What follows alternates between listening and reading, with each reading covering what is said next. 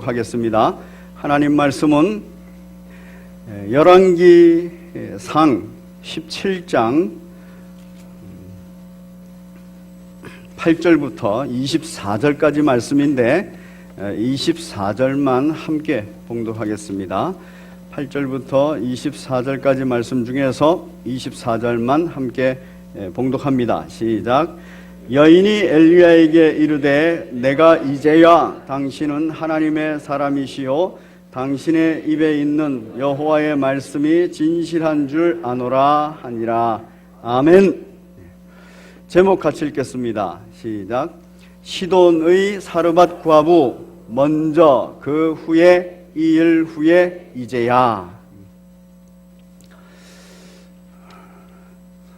요즘에는 자연보호 그리고 동물 학대 이런 것을 아주 문제시 삼기 때문에 사라진 것들이 하나 있습니다. 우리나라에. 옛날에는 부의 상징이기도 했고, 그리고 남자들은 이 남성미의 상징처럼 그렇게 사용하고 집에 장식을 해뒀던 게 있습니다. 이게 뭐냐면은 동물 박제입니다. 그래서 독수리 같은 것도 딱 박제를 해놓고 곰 같은 거 박제를 해놓고 그랬습니다. 그런데 그 박제를 보면 깜짝깜짝 놀래요. 왜냐하면 독수리는 정말 확 날아가는, 방금이라도 날아갈 정도로 그렇게 날개에 힘이 있고, 그리고 눈도 반짝반짝반짝거립니다. 그리고 발톱도 살아있어요. 이 곰 같은 경우에는 정말 움직여서 나를 금방이라도 공격할 것 같은 그러한 느낌으로 포즈도 딱 그렇고, 손톱도 발톱이죠, 발톱. 이것도 아주 날카롭게 잘 나와 있습니다. 그리고 색깔도 잘 칠해서 그러는지 아주 그 털이라든가 이런 것들이, 깃털 이런 것들이 생동감이 있습니다. 그런데 특징이 뭡니까? 독수리 옆에 아무리 가가지고 떠들고 설쳐대고 물건을 집어던져도 날아갈 생각 안 합니다. 곰 옆에 가가지고 아무리 소리치고 그리고 가서 곰을 갖다 막 때리고 이래도 꼼짝을 안 합니다. 박제입니다. 생명이 없습니다. 죽어 있습니다. 죽어 있는 존재는 어떤 도전에도 반응하지 않습니다. 이게 박제입니다. 저는 박제 그러면은 생각나는 소설이 하나 있습니다. 뭐냐면은 1936년도에 발표가 되어 있는 작가의 자전적 소설이라고도 말하고, 또 우리나라 최초의 심리소설이다 이렇게도 말합니다. 그 단편집인데 작가 이상이라는 사람이 쓴 날개입니다. 그 날개라는 책의 첫 구절이 뭐냐면은 박제가 되어버린 천재를 아시오. 이 천재인데 박제가 돼버렸어요. 그래서 이 천재들은 주변의 상황과 환경에 따라서 자기의 아주 독특한 방식으로 반응을 하거든요. 그런데 주변의 상황과 환경에 대해서 전혀 반응하지 못하는 박제가 돼버린 겁니다. 1936년도면 일제강점기입니다. 일제강점기에 이 우울한 상황과 환경, 억압되어 있는 상황과 환경, 그 속에서 지식인들이 아무것도 할 수 없는 무력감 속에 들어가 있고 정말 무능한 그것을 표현하는 거예요. 거기에서 심리적으로 고통하고 힘겨워하는 것을 표현합니다. 그 날개의 주인공은 매춘을 하는 아내와 함께 살아가는 사람이에요. 그런데 그 매춘을 하는 아내, 자기가 있는 그 바로 옆방에서 다른 남자와 그렇게 노닥거리고 있는데 그것에 대해서 아무 반응을 하지를 못하는 거예요. 그 이유가 있습니다.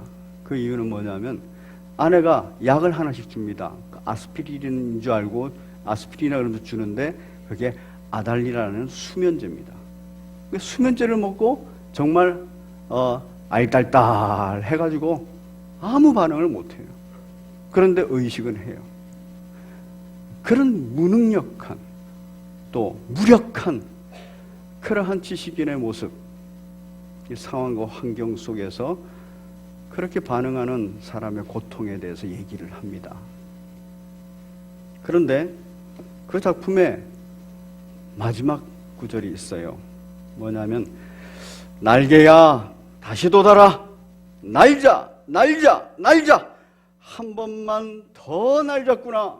한 번만 더 날아보자꾸나. 그게 마지막 소설의 구절입니다. 미츠코시 백화점 옥상에서 하는 소리예요. 이 말 때문에 이 말에 대한 해석이 두 가지가 있습니다. 한 가지는 이 사람이 거기에서 날자 날자 이러고선 이제 힘을 얻어가지고 옥상에서 내려와서 자신의 삶을 살았다, 힘 있는 삶을 살았다, 이렇게 해석하는 방법이 있고, 또 하나는 그곳에서 정말 억압된 현실, 무능한 현실, 무기력한 자신의 현실, 이곳에서부터 자유롭기 위해서 그곳에서 뛰어내렸다는 거예요. 자살을 했다, 이런 해석이 있습니다. 이 두 가지 해석 있는데 여러분은 어떻게 했을 것 같습니까? 참 우리들의 현실이 이렇지 않는가 생각합니다. 최근에 중국의 기독교 현실을 보면서 제가 그런 느낌들을 갖습니다. 중국에 있는 기독교가 굉장히 부흥했어요. 한족들이 막 은혜를 받아서 변화되고 많은 교회들이 세워졌습니다.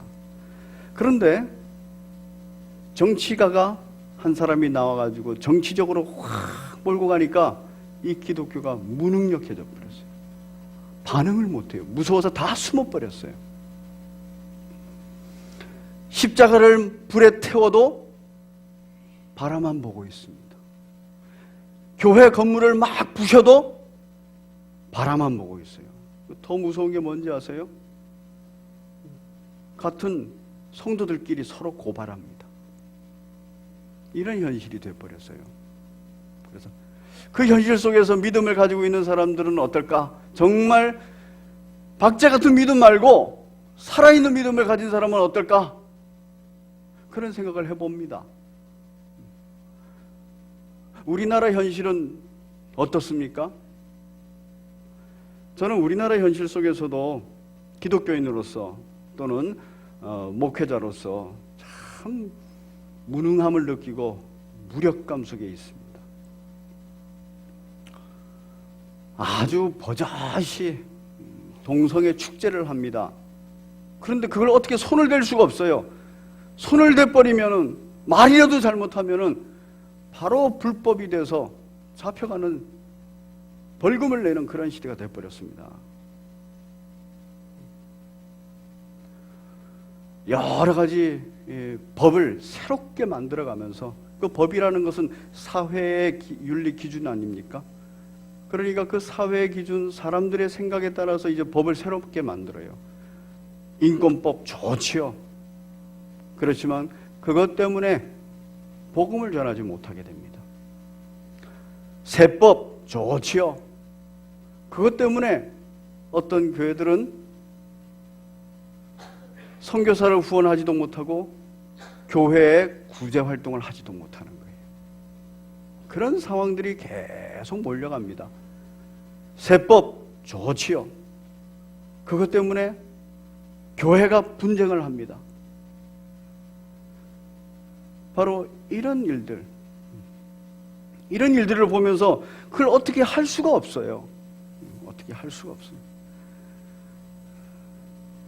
기독교 법조인들이 모여가지고 그 종교세에 관하여서, 지금은 목회자들, 종교인들에게만 해당되지만 그거 얼마 가지 않으면은 교회 전체에 해당된다는 걸 전부 다 알고 있는데도 어떻게 하지를 못해요. 성명서를 내고 그 다음에 도장을 찍어서 제출하고 이래도 세상은 아무 반응 없이 자기 일로 쭉 갑니다. 어떻게 하지를 못해요. 참 무능합니다. 이런 현실 속에서 기독교인들 또 목회자들은 무력감을 느낍니다. 기독교인 목회자가 더 무력감을 느낄 때가 언제인지 아십니까? 하나님의 말씀이 선포되는데 그 말씀이 귀에 들어오지를 않아요. 하나님의 말씀이 선포되는데 그 말씀이 내 마음을 바꾸지 못하고 내 삶을 바꾸지를 못해요. 행동하지 못해요. 순종하지 못하니까. 죽어있는 신앙입니다. 살아있는 신앙이 아닌 거예요. 박제가 되어버린 그리스도인이 주변이 어떻게 변하고 주변이 어떤 도전을 하고 주변이 어떤 힘겨운 그런 상황이 벌어져도 반응을 못하는 겁니다. 그래서 하나님의 놀라운 일, 기적을 보지도 못하고 내 삶 가운데 체험도 못하는 거지요. 오늘 본문에 등장하고 있는 이 사르밧 과부는 정말 하나님의 은혜를 받은 사람이에요. 그 반응하는 겁니다. 지난주에 저희가 살펴봤지만 엘리야가 이 사르밧 과부에게 찾아와서 이스라엘의 하나님 여호와의 말씀이니 나 여호와가 비를 지면에 내리는 날까지 그 통에 가루가 떨어지지 아니하고 그 병에 기름이 없어지지 아니하리라 하셨다. 약속하셨다. 그러니 13절 우리 같이 읽겠습니다. 시작. 엘리야가 그에게 이르되 두려워하지 말고 가서 내 말대로 하려니와 먼저 그것으로 나를 위하여 작은 떡 한 개를 만들어 내게 가져오고 그 후에 너와 내 아들을 위하여 만들라. 바로 그렇게 약속하셨으니까 먼저 그의 나라와 그의 의를 구해라. 그러면 무엇을 먹을까 마실까 입을까 염려할 필요 없이 이 모든 것이 필요한 줄로 아시는 하나님께서 너희에게 더하시리라. 그래서 먼저 그 다음에 그 후에 하라 이렇게 말합니다. 먼저 주의 말씀대로 순종하고 나면은 그 후에 하나님의 은혜를 체험하게 된다는 거예요. 이 사르밧 과부는 그 말이 귀에 들리는 거예요. 그 말이 귀에 들릴 뿐만 아니라 마음에 탁 새겨지는 겁니다. 그래서 순종했어요. 정말 엘리야가 말한 대로 이루어집니다. 우리 16절 같이 읽겠습니다. 시작. 여호와께서 엘리야를 통하여 하신 말씀과 같이 통에 가루가 떨어지지 아니하고 병에 기름이 없어지지 아니하니라. 아멘.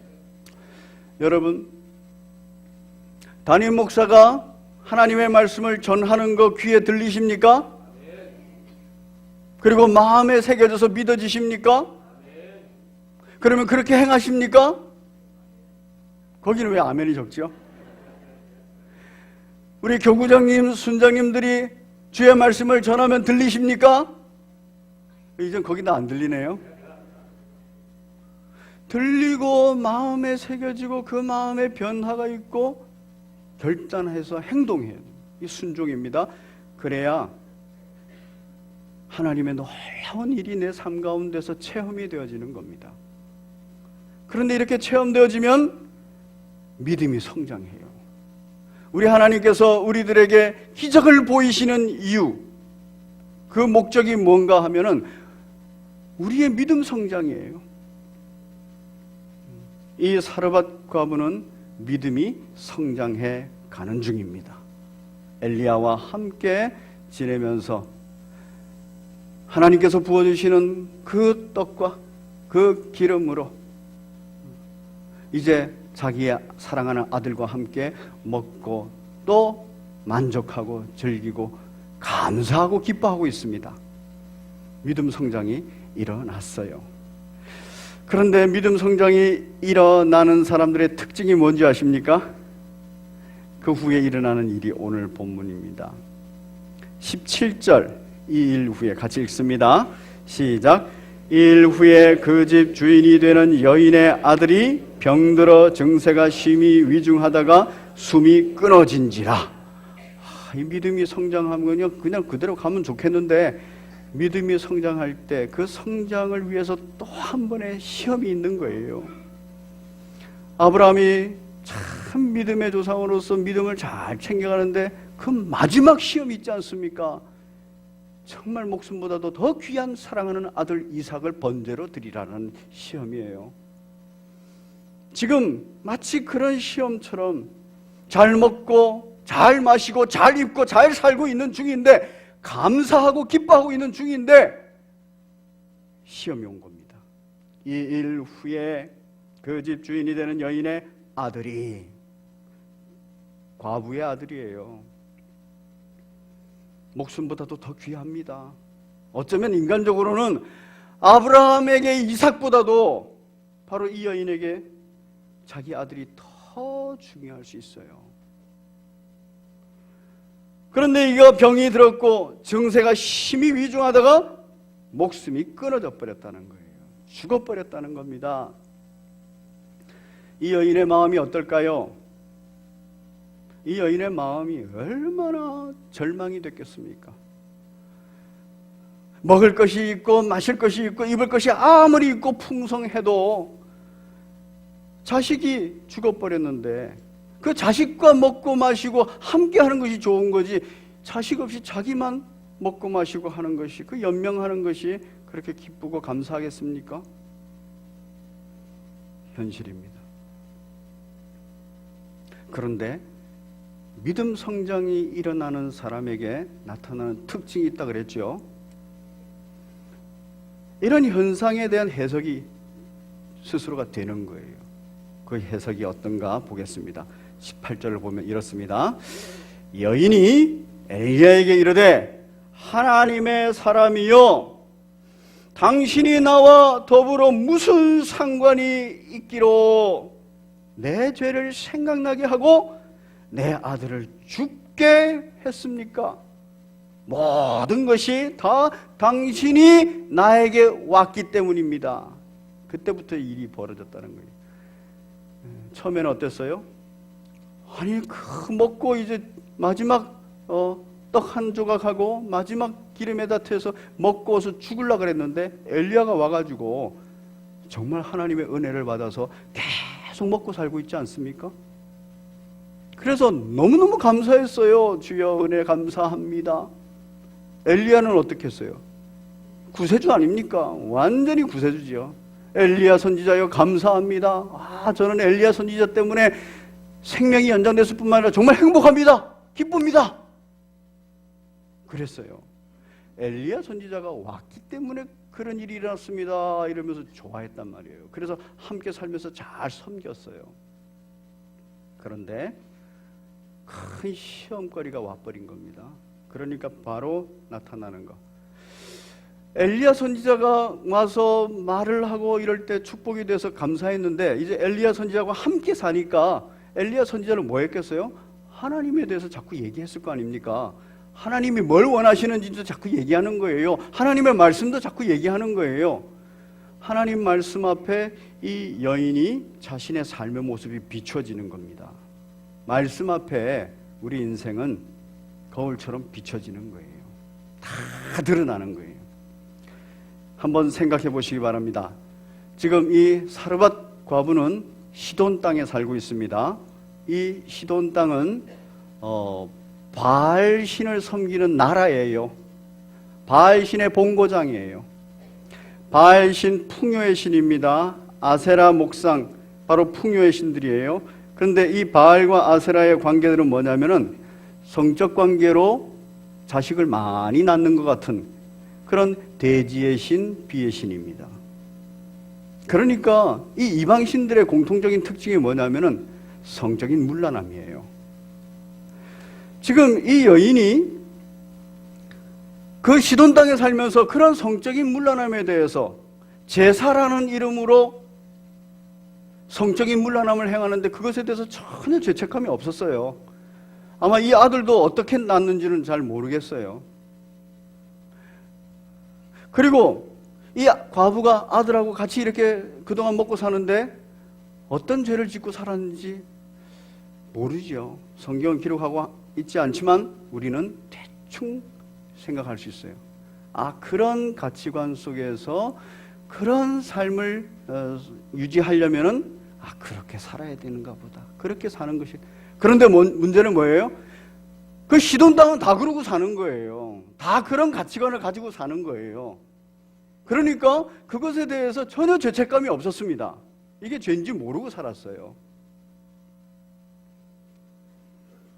그런데 엘리야가 와가지고 하나님 앞에서 복 받은 건 못 받은 건데 자꾸 하나님 얘기를 하니까 자기 죄가 자꾸 이게 하나님 원하시는 게 아니구나 하면서 죄가 자꾸 생각이 나는 거예요.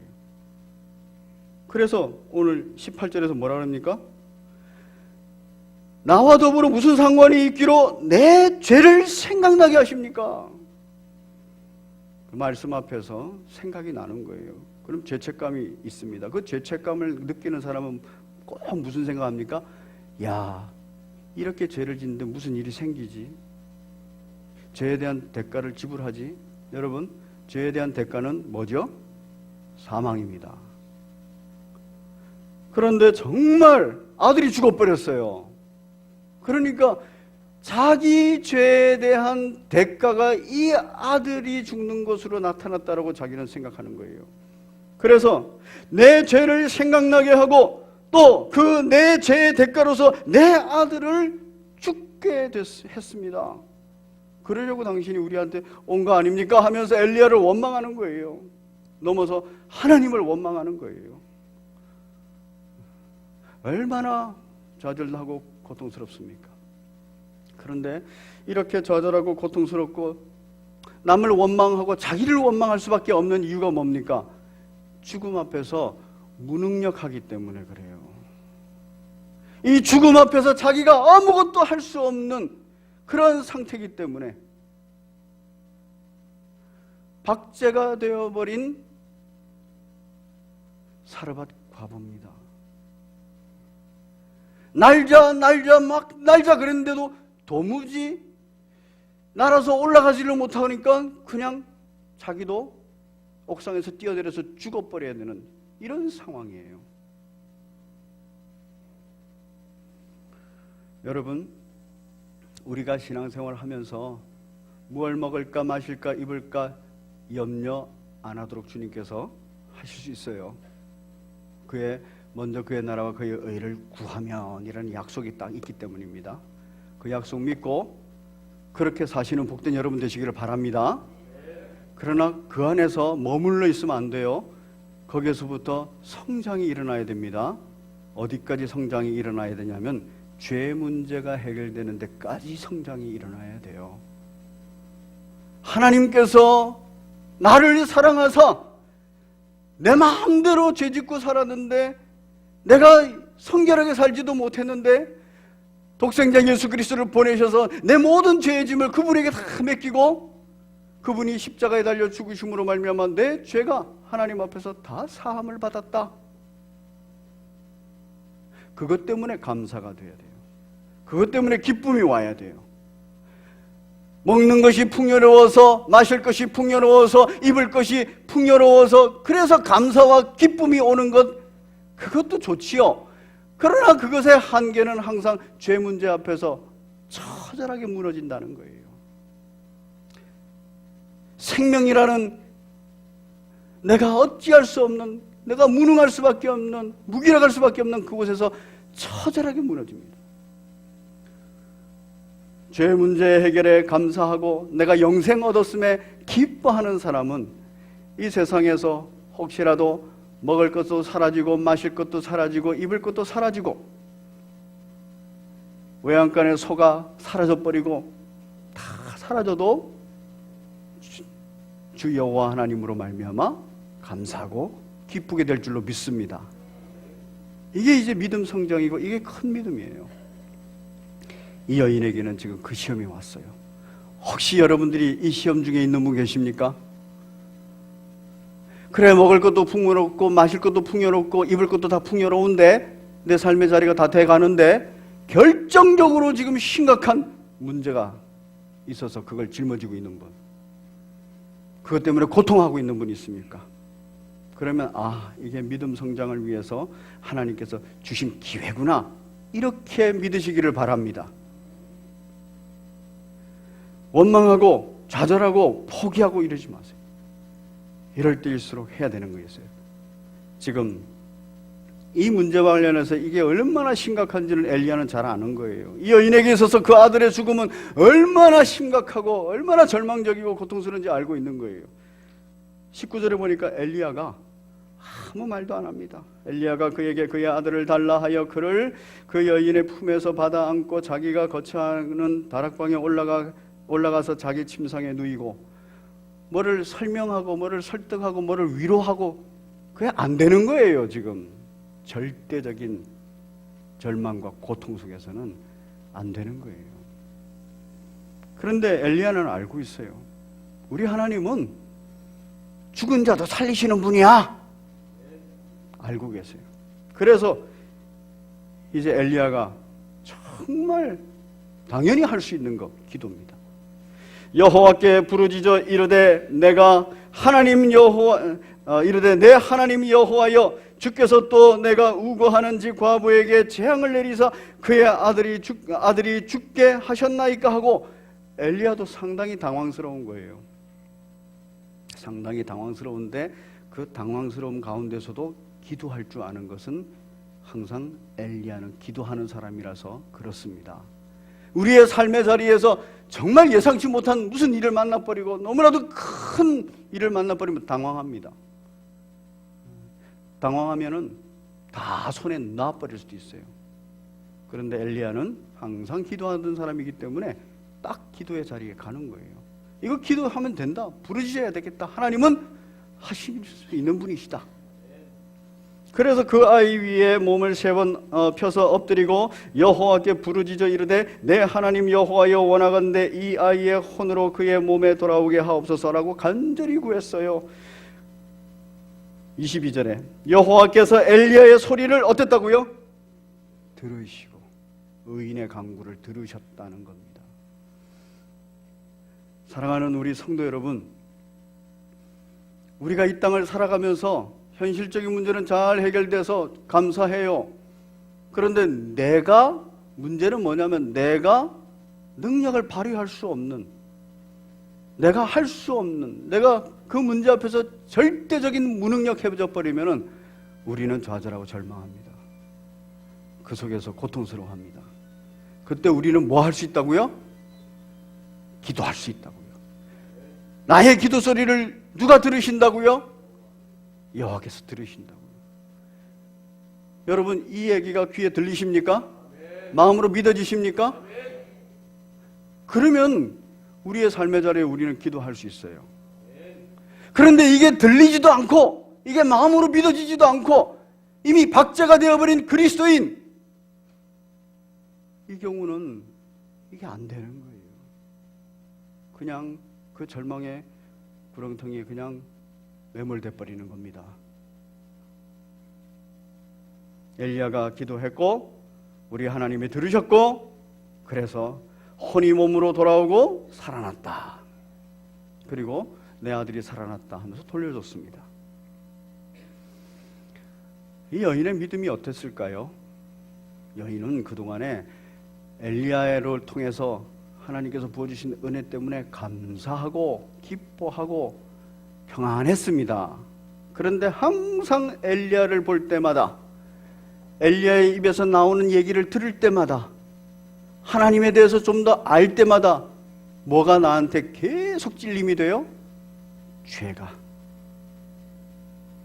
내가 모르고 지었던 죄인데, 내가 바알신 섬기는 이 세상에서는, 이 시돈 땅에서는 이 자연스러운 건데 이거 하나님 앞에 가니까 이게 죄더라는 거예요. 그러니까 자꾸 마음에 찔렸어요. 그리고 불안해요. 무슨 안 좋은 일만 생기면 이게 내가 내 죄 때문인가? 내 죄 때문인가? 힘들었어요. 그런데 그 결과를 딱 보여주시고 나서 살려주셨단 말이에요. 그러면 하나님께서 나를 사랑하사 내 죄를 다 사해 주셨구나.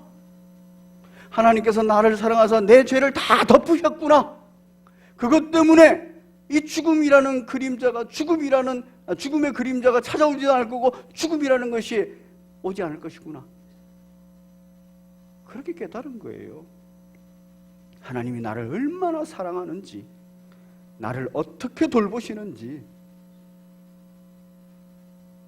그래서 이렇게 24절에 고백합니다. 여인이 엘리야에게 이르되 내가 이제야. 이전에도 감사하고 기뻐했지만 이런 큰 일이 부딪히니까 이게 전부 다 무너져 내려앉더라는 거예요. 그런데 이 큰 일 속에서 하나님이 나를 얼마나 사랑하는지, 내 기도를 들으시고 응답하시고 내 가장 큰 소원을 들어주시는 것을 보면서 하나님이 나를 사랑하는구나, 내가 기도할 때 들으시는구나, 나를 보호하시는구나. 그래서 이제야 더 확실히 알았다는 거예요. 당신은 하나님의 사람이라는 거 확실히 알았습니다. 당신의 입에서 있는 여호와의 말씀이 진실한 줄을 확실히 알았습니다. 여러분, 우리 그리스도인들은 이 영적인 체험들이 있어야 돼요. 하나님 앞에서의 우리의 현실 속에서 깨달음이 있어야 돼요. 무엇으로든지 아버지 하나님의 말씀이 성취되는 것을 보고 또 체험하고 깨닫는 사람은 이제야 하면서 점점 믿음의 성장이 일어나는 것만큼 이제야 이게 보이는구나, 이제 이렇게 보이는구나, 이제 이게 보이는구나, 점점 더 크게 보일 줄로 믿습니다. 우리의 삶의 자리에서 하나님께서 가장 크게 원하시는 것은 믿음의 성장입니다. 그냥 무엇을 먹을까 마실까 입을까의 해결로서 그냥 감사하고 만족하고 이렇게 계시지 마십시오. 아주 깊은 곳에 있는 내 죄의 문제까지, 내 생명의 문제까지도 다 해결하신 분인 줄 알고 믿고 그렇게 살아가시는 여러분 되시기를 바랍니다. 그렇게 살아갈 때 어느 순간부터는 무엇을 먹을까 마실까 입을까 이것이 나를 흔들어 놓지 못합니다. 그것이 가득 풍성해도 기쁘고 감사하고, 그것이 싹 사라져도 무화과 나무 집이 싹 말라버리고 포도나무 열매가 하나도 없고 외양간에 소가 전부 다 도망가 버렸어도 난 여호와 하나님만으로 즐거워하리라. 이 믿음의 승리자입니다.